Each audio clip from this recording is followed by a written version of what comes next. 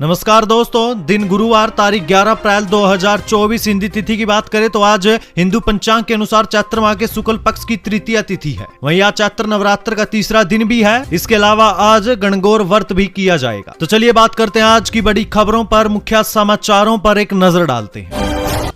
गहलोत बोले, लोकतंत्र खतरे में है, संविधान की धज्जियां उड़ाई जा रही है, पीएम के पास इसका कोई जवाब नहीं। क्या 4 बार की परंपरा तोड़ पाएंगे ओम बिरला? कोई लोकसभा स्पीकर दोबारा नहीं पहुंचा, संसद कोटा में बिरला को गुंजल दे रही है टक्कर। वहीं दिया कुमारी के खिलाफ चुनाव लड़े सीताराम अग्रवाल, बीजेपी में हुए शामिल। डिप्टी सीएम बोली, कोरोना बीमारी से छुटकारा मिला, अब कांग्रेस से मिल जाए। वहीं दोस्तों, एसएमएस हॉस्पिटल में अब जांच रिपोर्ट मोबाइल पर मिलेगी। जन आधार कार्ड से जुड़े नंबर से व्हाट्सएप पर आएगी, मरीजों को नहीं काटने पड़ेंगे चक्कर। राजस्थान में मौसम बदलाव से किसान परिवारों की नींद उड़ी, गेहूं की फसल तैयार, खेतों में खड़ी, दिन रात कटाई में जुटे किसान।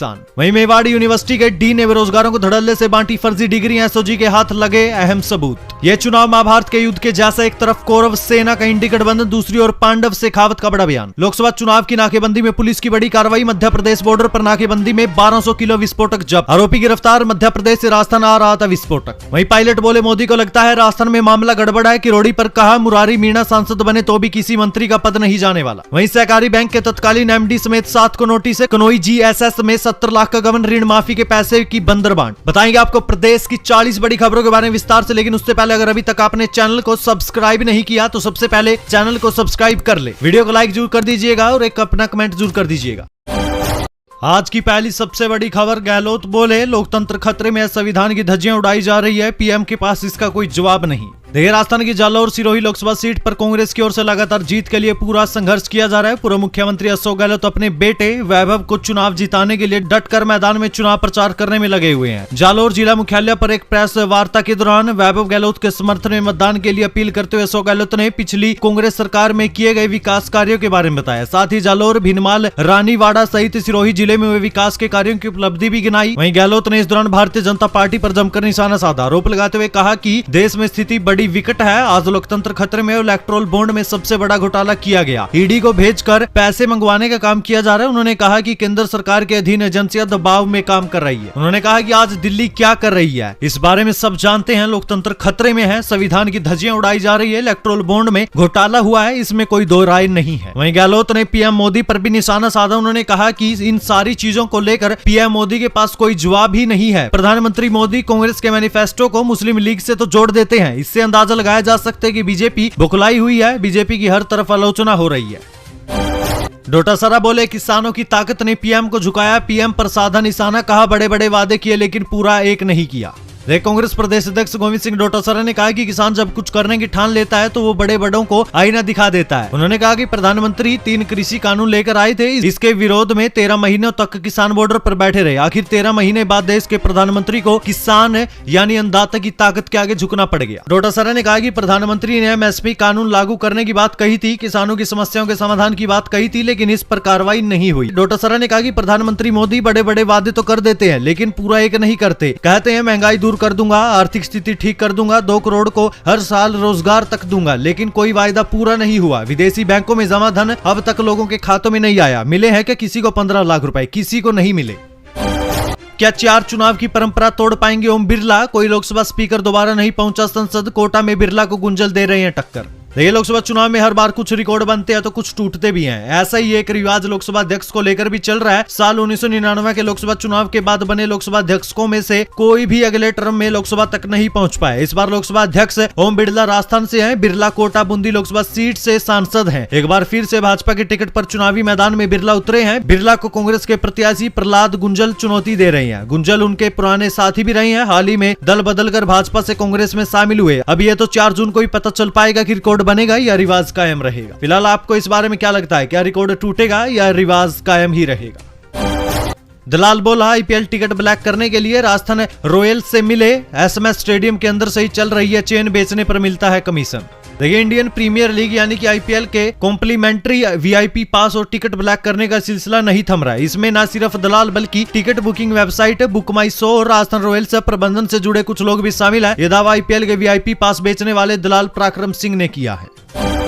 सीएम बोले, कांग्रेस में 17 बार पेपर लीक हुआ, दौसा जिले के सभी छोटे बड़े बांधों को जोड़ेंगे, यहां मोदी की गारंटी से पानी मिलेगा। देखिए, मुख्यमंत्री भजनलाल शर्मा दौसा जिले के बहरावंडा गांव भाजपा प्रत्याशी कन्हैयालाल मीणा के समर्थन में चुनावी सभा करने पहुंचे थे। सीएम के यहां पहुंचने पर पदाधिकारियों ने उनका 21 किलो की फूलों की माला व तस्वीर भेंट करके स्वागत किया। सीएम ने कहा कि पूर्व की कांग्रेस सरकार ने जनता को भ्रमित किया, झूठ बोलकर वोट लिए थे। यहाँ के लोग पानी के लिए बहुत परेशान है। इसके समाधान के लिए आपकी बीजेपी सरकार ने ERCP को लाने का काम किया। घर घर जल पहुँचाने के साथ 2,80,000 हेक्टेयर खेती की सिंचाई भी हो सकेगी। योजना में हमने बड़े बांधों को ये नाम दिए हैं, लेकिन इलाके के सभी छोटे बांध भी जोड़े जाएंगे। पूर्वी राजस्थान पानी से परेशान रहता था, जल स्तर गिरने से हमारा किसान परेशान है। मैं कहना चाहता हूँ, ये मोदी की गारंटी है, यहाँ के लोगों को पानी जरूर मिलेगा। वहीं इसके बाद सीएम ने कांग्रेस सरकार को पेपर लीक पर घेरा। सीएम ने कहा कि कांग्रेस सरकार में 17 बार पेपर लीक हुए, युवाओं के सपनों को बेचा गया। उनके शासन में ऐसा पाप हुआ है। पेपर लीक रोकने के लिए SIT गठित की और 85 लोगों को हमारी सरकार ने अब तक गिरफ्तार करवा दिया है। अभी तो पेपर लीक का सौदा करने वाले बाकी हैं। कोई कितना भी बड़ा आदमी क्यों ना हो, उसको सजा जरूर मिलेगी, किसी को बख्शा नहीं जाएगा। मौसमी बीमारियों की रोकथाम के लिए चिकित्सा विभाग का अलर्ट। स्कूली बच्चों को प्रार्थना सभा में दी जाएगी जानकारी। देखिए, इन दिनों बच्चों में मम्प्स और बीमारियों से बचाव व नियंत्रण के लिए प्रार्थना सभा में ही स्कूलों में बच्चों को जानकारियां दी जाएंगी। राजसमंद में चिकित्सा और स्वास्थ्य विभाग और स्कूली शिक्षा विभाग द्वारा निर्देश जारी कर दिए गए हैं कि मम्प्स रोग और अन्य मौसमी बीमारियों, डेंगू व मलेरिया की रोकथाम के लिए बच्चों को सभी सरकारी और निजी स्कूलों में प्रार्थना सभा के दौरान जानकारी दी जाएगी। पूर्व मंत्री बोले, मोदी की गारंटी मजाकिया, पहले 10 साल के वादे पूरे करे। अलवर आने वाले बड़े नेता बताएं क्या काम किया है। कांग्रेस पार्टी के महासचिव व पूर्व कैबिनेट मंत्री जितेंद्र सिंह कांग्रेस प्रत्याशी ललित यादव के प्रचार में अलवर आए थे। बीजेपी के बड़े नेताओं पर हमला बोलते हुए कहा कि मोदी की गारंटी मजाकिया है, पहले वे 10 साल की गारंटी पूरी करें। अलवर की जनता के बीच आने वाले बड़े नेता बताएं कि अलवर के लिए क्या काम किया। जितेंद्र सिंह ने बातें फूलबाग में मीडिया से बातचीत के दौरान कही। पशुधन सहायकों को निजी कंपनी नहीं दे रही निर्धारित मानदेय। मोबाइल वेटरनरी योजना से जुड़े कार्मिकों का धरना 5वें दिन भी जारी। डीएम को सौंपा ज्ञापन। देखिए, झुंझुनू कलेक्ट्रेट पर मोबाइल वेटरनरी यूनिट योजना से जुड़े कर्मचारियों का धरना आज भी जारी है। इस दौरान कर्मचारियों ने डीएम को ज्ञापन देकर डॉक्टर के बिना MVU को नहीं चलाने की मांग की है। डॉक्टर अन्नू सैनी ने बताया कि कंपनी पशुधन सहायक पर अनैतिक दबाव बनाकर डॉक्टर की गैर हाजिरी में शिविर का संचालन करवाना चाह रही है, जो सरकार की गाइडलाइन के खिलाफ। अगर कंपनी संचालन कर रही है तो उसके खिलाफ कार्रवाई की जाए। उन्होंने बताया कि सरकार ने इस योजना के संचालन का जिम्मा निजी कंपनी को दिया था, लेकिन कंपनी द्वारा सरकार की ओर से निर्धारित किया गया मानदेय नहीं दिया जा रहा है। दिया कुमारी के खिलाफ चुनाव लड़े सीताराम अग्रवाल बीजेपी में शामिल। डिप्टी सीएम बोली, कोरोना बीमारी से छुटकारा मिला, अब कांग्रेस से मिल जाए। कांग्रेस के कोषाध्यक्ष रहे और 2 बार विद्याधर नगर विधानसभा से कांग्रेस के टिकट पर चुनाव लड़ चुके सीताराम अग्रवाल बीजेपी में शामिल हो चुके हैं। जी हां, आपने सही सुना। बीजेपी के प्रदेश मुख्यालय में डिप्टी सीएम दिया कुमारी ने सीताराम अग्रवाल को बीजेपी की सदस्यता भी दिलवाई। सीताराम अग्रवाल ने 2023 में विद्याधर नगर से दिया कुमारी के सामने विधानसभा चुनाव लड़ा था। सीताराम अग्रवाल के साथ विद्याधर नगर विधानसभा से कई कांग्रेसी नेता, पार्षद, प्रत्याशी, वार्ड अध्यक्ष और मंडल अध्यक्ष भी बीजेपी में शामिल हो गए। सीताराम अग्रवाल ने कहा कि आज का दिन मेरे जीवन में महत्वपूर्ण। आज मेरी छोटी बहन दिया कुमारी की वजह से ये सब संभव हो पाया है। उन्होंने कहा कि मैं देर से आया लेकिन दुरुस्त आया। सुबह का भूला शाम को घर आ गया, इसलिए सही जगह पर आ गया। मंत्री दिलावर बोले, अंबेडकर के सबसे बड़े दुश्मन थे कांग्रेस नेता। लोकसभा चुनाव को लेकर कहा, कांग्रेस ने 400 पार आरक्षण समाप्त का फैलाया भ्रम। लोकसभा चुनाव को लेकर भाजपा और कांग्रेस समेत सभी पार्टियों का प्रचार प्रसार जारी है। अपने अपने प्रत्याशियों के समर्थन में पार्टियों के नेता प्रचार में लगे हैं। कोटा में राजस्थान सरकार के शिक्षा और पंचायत राज मंत्री मदन दिलावर ने कांग्रेस पार्टी पर अनुसूचित जाति और जनजाति की सबसे बड़ी दुश्मन होने का आरोप लगाया। भाजपा के नारे अब की बार 400 पार के खिलाफ कांग्रेस के 400 पार आरक्षण समाप्त का भ्रम फैलाने का आरोप लगाते हुए मंत्री ने कहा कि चुनाव में कांग्रेस की तरफ से झूठ फैलाया जा रहा है, जो कि कांग्रेस की घटिया मानसिकता का परिचायक है। मदन दिलावर ने कहा कि डॉक्टर भीमराव अंबेडकर ने समाज में समरसता लाने और नीचे के पायदान पर बैठे लोगों को ऊंचे उठाने के लिए संविधान में आरक्षण का ये प्रावधान किया था। संविधान की धारा 341 में लिखा है कि जब तक छुआछूत रहेगी तब तक ये प्रावधान रहेगा। दिलावर ने कहा कि डॉक्टर भीमराव अंबेडकर का कोई सबसे बड़ा दुश्मन था तो वो कांग्रेस पार्टी ही थी। कांग्रेस ने कभी भी अंबेडकर जी को भारत रत्न नहीं दिया और न ही उनके अंतिम संस्कार के लिए दिल्ली के राजघाट पर जगह दी थी। कांग्रेस ने उन्हें चुनाव भी नहीं लड़वाया। वे कांग्रेस पार्टी के सदस्य थे और चुनाव लड़ना चाहते थे। एपीपी के 181 पदों के लिए आवेदन शुरू। 12 अप्रैल यानी कल की है लास्ट डेट। इस बार नहीं होंगे इंटरव्यू, एग्जाम से सीधा होगा सिलेक्शन। देखिए, राजस्थान लोक सेवा आयोग ने एपीपी यानी कि सहायक अभियोजन अधिकारी प्रतियोगी परीक्षा 2024 के कुल 181 पदों पर भर्ती के लिए आवेदन प्रोसेस जारी कर दी है। कैंडिडेट कल यानी 12 अप्रैल तक ऑनलाइन आवेदन कर सकते हैं। वहीं दोस्तों, ध्यान देने योग्य बात यह है कि ऑनलाइन आवेदन स्वीकार किए जाएंगे, ऑफलाइन आवेदन स्वीकार्य नहीं है। यानी कि आप सिर्फ ऑनलाइन आवेदन कर सकते हैं, ऑफलाइन आवेदन आपका स्वीकार नहीं किया जाएगा। शैक्षणिक योग्यता, वर्गवार वर्गीकरण, आवेदन प्रक्रिया और इन सब की जानकारी आयोग की वेबसाइट पर उपलब्ध है। आप जाकर वहां पर चेक कर सकते हैं। एसएमएस हॉस्पिटल में अब जांच रिपोर्ट मोबाइल पर मिलेगी। जन आधार कार्ड से जुड़े नंबर से व्हाट्सएप पर आएगी। मरीजों को नहीं काटने पड़ेंगे अब चक्कर। देखिए, सवाई मानसिंह यानी एसएमएस अस्पताल में इलाज के लिए आने वाले मरीजों को अब अपनी जांच रिपोर्ट के लिए हॉस्पिटल या ई मित्र सेंटर के चक्कर नहीं लगाने पड़ेंगे। हॉस्पिटल प्रशासन ने अब मरीज के रजिस्टर्ड मोबाइल नंबर पर व्हाट्सएप के जरिए रिपोर्ट भेजने की प्रक्रिया शुरू कर दी है। फिलहाल ये सुविधा सिर्फ उन मरीजों के लिए जिनका mobile number Jan Aadhaar card में रजिस्टर्ड है। फिलहाल अस्पताल प्रशासन ने इस नई सुविधा को कुछ दिन पहले ट्रायल के तौर पर शुरू किया था। ट्रायल बेस में मिली कुछ खामियों को दूर करने के बाद अब इसे पूरे तरीके से लागू कर दिया गया है। फिलहाल माइक्रोबायोलॉजी, पैथोलॉजी और बायोकेमिस्ट्री की रिपोर्ट्स को व्हाट्सएप पर भेजा जाएगा। रेडियोलॉजी विभाग से जुड़ी जांचों के लिए फिलहाल ये सुविधा नहीं है। बीमारी का अब 30 मिनट में लगेगा पता। आईआईटी जोधपुर के स्टूडेंट ने तैयार किया सेंसर। एलिजा और पीसीआर टेस्ट से लगते थे 10 घंटे।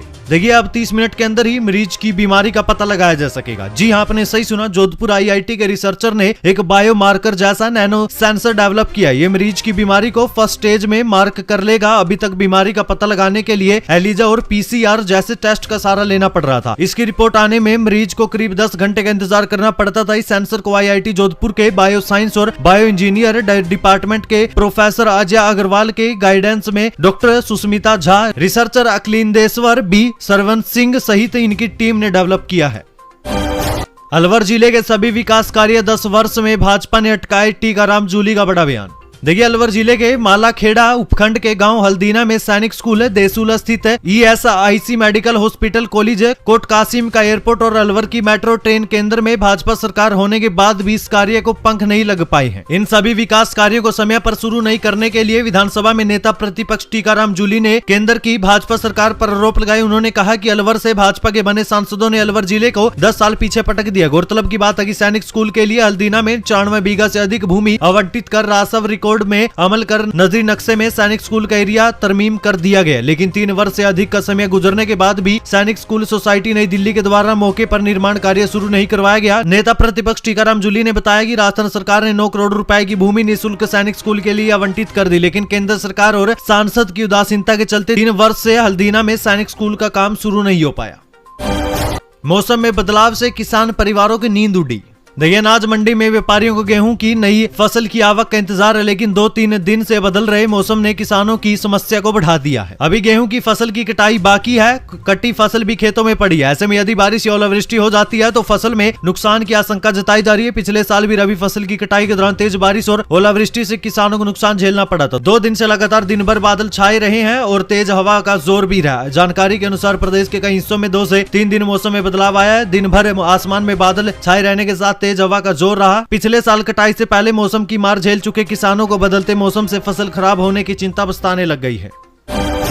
राजस्थान में एक और बड़ा पर्दाफाश। जयपुर में चल रहा अंग प्रत्यारोपण का ये काला धंधा। गरीबों को डोनर बनाकर विदेशों से लाते थे और फिर पैसों का लालच देकर उन्हें अंग बेचने के लिए जयपुर लाया जाता था। देखिए, राजधानी में 4 विदेशी दलाल निजी हॉस्पिटलों में अंग प्रत्यारोपण के लिए डोनर लेकर आते थे। आरोपियों ने एक रैकेट चला रखा था। जैसे ही मरीज का पता चलता तो वे अपने अपने देश में गरीब लोगों को चिन्हित करना शुरू कर देते। पैसों का लालच देकर उन्हें अंग बेचने के लिए जयपुर लाया जाता था। आरोपियों की मदद करने के लिए भारत में भी 1 दर्जन दलाल सक्रिय थे। मरीज से गिरोह हॉस्पिटल का खर्चा, डोनर को देने के लिए रकम, ऑपरेशन के बाद डोनर के स्वस्थ होने तक जयपुर सहित भारत के अन्य शहरों में रहने का खर्चा और खुद की दलाली की रकम वसूलता था। गिरोह एक मरीज से 18 से 25 लाख रुपए लेता था, जिसमें 4 से 6 लाख रुपए डोनर को और 3 से 5 लाख रुपए हॉस्पिटल प्रशासन को दिए जाते थे। इसके अलावा अन्य खर्चों के बाद बची रकम को आपस में बांट लिया जाता था। एसीबी सूत्रों के मुताबिक एसएमएस अस्पताल के गिरफ्तार सहायक प्रशासनिक अधिकारी गौरव सिंह, फोर्टिस हॉस्पिटल के समन्वयक विनोद व ईएचसीसी हॉस्पिटल के समन्वयक अनिल जोशी से पूछताछ के बाद विदेशी दलालों की पहचान हुई है।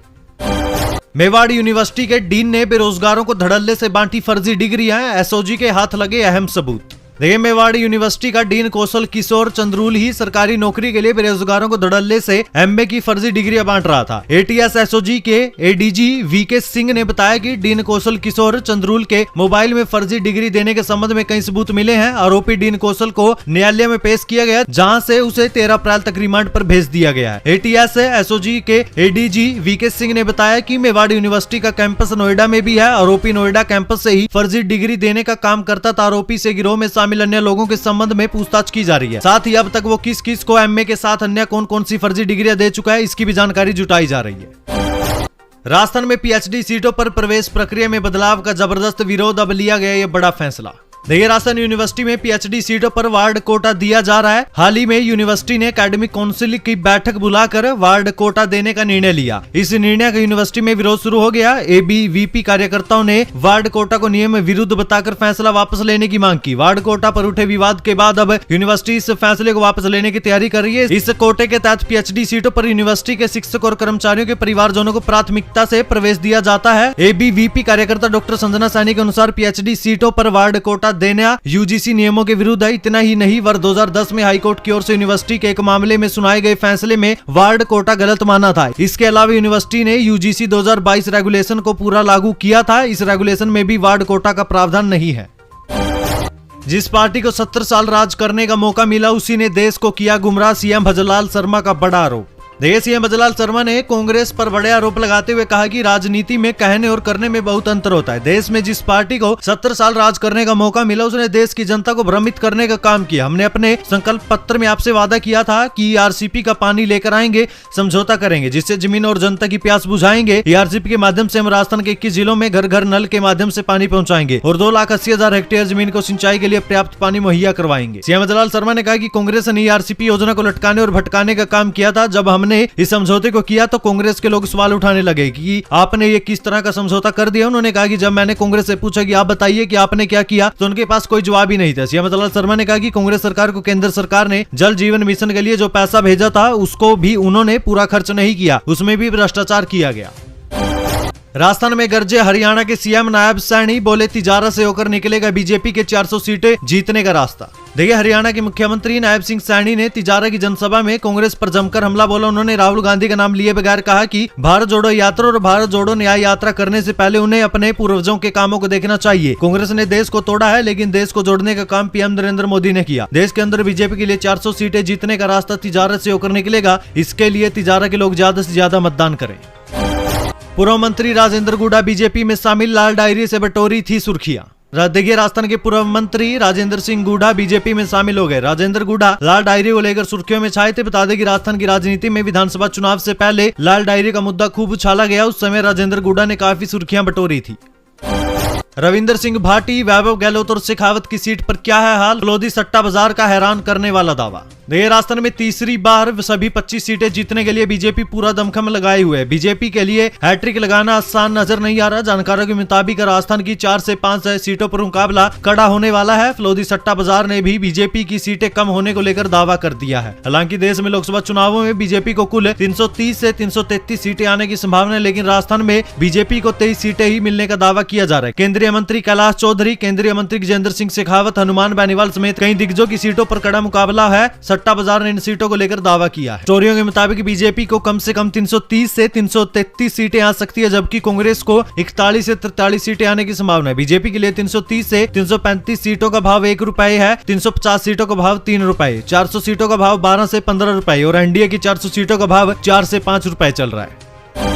किसान भाइयों के लिए एक बड़ी खबर, किसानों को जल्द उपलब्ध करवाए जाएंगे रोड आइलैंड रेड अमेरिकन मुर्गी नस्ल के चूजे, डॉक्टर अरुण कुमार का बयान। देखिए, स्वामी केशवानंद राजस्थान कृषि विश्वविद्यालय में पहली बार स्थापित की गई अमेरिकी मुर्गी नस्ल रोड आइलैंड रेड इकाई में चूजों का उत्पादन शुरू हो गया है। कुलपति डॉक्टर अरुण कुमार ने बताया कि कृषि विश्वविद्यालय में रोड आइलैंड रेड नस्ल के चूजों की हैचिंग का कार्य जारी है। जल्दी ही किसान भाइयों को कृषि विश्वविद्यालय से चूजे उपलब्ध हो सकेंगे। कुलपति ने बताया कि राजस्थान में अजमेर और झुंझुनू जिले मुर्गी पालन के क्षेत्र में अव्वल हैं, लेकिन वहां व्हाइट लेग हॉर्न मुर्गियों का ही व्यावसायिक रूप से पालन किया जाता है। बीकानेर और इसके आसपास के जिले रोड आइलैंड रेड नस्ल मुर्गियों के उत्पादन हब बन सकते हैं।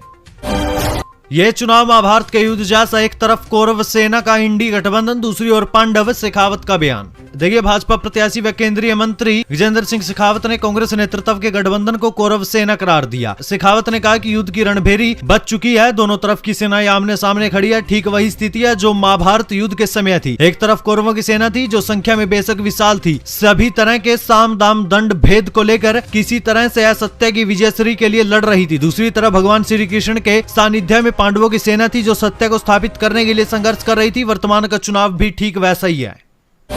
हनुमान बेनीवाल के सामने 80 साल के बुजुर्ग ने राहुल गांधी को लेकर की ये डिमांड, वीडियो हुआ वायरल। देखिए सोशल मीडिया पर इन दिनों एक बुजुर्ग का वीडियो वायरल हो रहा है। ये वीडियो नागौर लोकसभा क्षेत्र के एक गांव का है। जब हनुमान बेनीवाल जनसंपर्क के लिए पहुंचे थे तो एक बुजुर्ग ने कहा कि हमारी उम्र 80 साल है, मैं चाहता हूं कि एक चुनाव और देख लूं, बस एक बार राहुलिया ने प्रधानमंत्री देखना है। भगवान ने अगर सुनी तो राहुल गांधी को एक बार प्रधानमंत्री बना दे या मेरी उम्र को बढ़ा दे। इस वीडियो पर लोगों की अलग अलग प्रतिक्रियाएं देखने को मिल रही है। आरएमएससी की एमडी ने गांधीनगर पीएससी में देखी व्यवस्थाएं, दवाइयों का स्टॉक ऑनलाइन मेंटेन करने के दिए निर्देश, मम्प्स की दवाइयां रखने के लिए कहा। देखिए राजस्थान मेडिकल सर्विसेज कॉर्पोरेशन की प्रबंध निदेशक नेहा गिरी ने जयपुर में गांधीनगर शहरी प्राथमिक स्वास्थ्य केंद्र का औचक निरीक्षण किया। उन्होंने पीएससी के ड्रग स्टोर, दवा वितरण केंद्र, टेस्टिंग लैब और ओपीडी काउंटर पर विजिट कर यहां की व्यवस्थाएं देखी। इस दौरान उन्होंने वर्तमान में चल रहे मम्प्स बीमारी से संबंधित पर्याप्त दवाओं का स्टॉक रखने के निर्देश भी दिए। लोकसभा चुनाव की नाकेबंदी में पुलिस की बड़ी कार्रवाई। मध्य प्रदेश बॉर्डर पर नाकेबंदी में 1200 किलो विस्फोटक जब्त, आरोपी गिरफ्तार। मध्य प्रदेश से राजस्थान आ रहा था विस्फोटक। देखिए कसारवाड़ी थाना पुलिस ने लाखों रुपए की विस्फोटक सामग्री से भरी हुई एक पिकअप जब्त की है। इस संबंध में एसपी हर्षवर्धन अग्रवाल ने बताया कि करीब 1200 किलोग्राम सामग्री जब्त की गई है। ये सामग्री मध्य प्रदेश से राजस्थान में लाई जा रही थी। थाना अधिकारी नरेंद्र सिंह ने बताया कि मध्य प्रदेश की सीमा से सटे सातसेरा में सूचना मिलने के बाद विशेष रूप से नाकाबंदी कराई गई। पिकअप आई तो उसको रुकवा कर जांच की गई तो विस्फोटक भरा मिला। इसके साथ ही पुलिस अधिकारियों ने बताया कि आरोपी ने विस्फोटक को कहीं दूसरी जगह ले जाने की शर्तों की पालना नहीं की, इसलिए कार्रवाई की गई है। इधर पुलिस अब आरोपी से पूछताछ कर रही है कि कब से विस्फोटक राजस्थान में जा रहा है, इसको कहां पहुंचाया जाना था। हालांकि पुलिस के अनुसार ये विस्फोटक खनन कार्य में उपयोग किया जाता है। पायलट बोले मोदी को लगता है राजस्थान में मामला गड़बड़ है। किरोड़ी पर कहा मुरारी मीणा सांसद बने तो भी किसी मंत्री का पद नहीं जाने वाला। देखिए सचिन पायलट ने बीजेपी और केंद्र सरकार पर हमला बोला है। पायलट ने कृषि मंत्री डॉक्टर किरोड़ी लाल मीणा की तरफ इशारा करते हुए कहा कि मैं दौसा में भाषण नहीं दूंगा, यहाँ सीधी बात करूंगा। इस चुनाव में मुरारी लाल मीणा जीतकर सांसद बन गए तो भी किसी मंत्री का पद नहीं जाने वाला है, सब वही रहेगा जो अब है। पायलट दौसा के महुआ में कांग्रेस उम्मीदवार मुरारी लाल मीणा के समर्थन में चुनावी सभा को संबोधित कर रहे थे। पायलट ने कहा कि दौसा में सूखा पड़ा हुआ है, साल 2004 में मैं जीत कर गया था, उसके बाद से कोई जीत ही नहीं पाया। इस बार माहौल बहुत अच्छा है, सब मिलकर लड़ रहे हैं। सहकारी बैंक के तत्कालीन एमडी समेत 7 को नोटिस है। कनोई जीएसएस में 70 लाख का गबन, ऋण माफी के पैसे की बंदर बांट। देखिए जैसलमेर स्थित कनाई ग्राम सेवा समिति में 70 लाख रुपए का गबन सामने आया। इसमें केंद्रीय सहकारी बैंक जैसलमेर के तत्कालीन महाप्रबंधक सहित 7 जनों को नोटिस जारी किए गए हैं। इनको सुनवाई के लिए 15 अप्रैल को जोधपुर सहकारी समिति के ऑफिस बुलाया गया है।